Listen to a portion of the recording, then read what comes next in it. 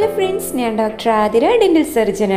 പല്ല് സംബന്ധമായുള്ള informative വീഡിയോസിനായി channel subscribe ചെയ്യുക. കുഞ്ഞു ബെൽ ബട്ടൺ കൂടി ഒന്ന് പ്രസ് ചെയ്യുക. എല്ലാ ഇൻഫോർമേറ്റീവ് വീഡിയോസിനായി ഇൻസ്റ്റാഗ്രാമിലുള്ള കൂട്ടുകാരുടെ ഈ അക്കൗണ്ട് ഫോളോ ചെയ്യുക. റൂട്ട് കനാൽ കഴിഞ്ഞ പല്ലിന് മോണപ്രശ്നം വരാനുള്ള സാധ്യതയുണ്ടോ? ഉണ്ട്. ഇത് റൂട്ട് കനാൽ കഴിഞ്ഞ പല്ലെന്നല്ല, ഏതൊരു പല്ലാണെങ്കിലും നമ്മൾ ശരിയായ രീതിയിൽ വൃത്തിയാക്കുന്നില്ല എന്നുണ്ടെങ്കിൽ അഴുക്കടിഞ്ഞുകൂടി മോണപ്രശ്നം ഉണ്ടാവുന്നതാണ്. ഇപ്പോൾ ഉദാഹരണത്തിന് ഒരു ചെടിയുടെ മുകളിൽ വല്ല കേടും വന്നു കഴിഞ്ഞാൽ മരുന്നടിച്ച് നമുക്ക് രക്ഷിക്കാനാവുന്നതാണ്.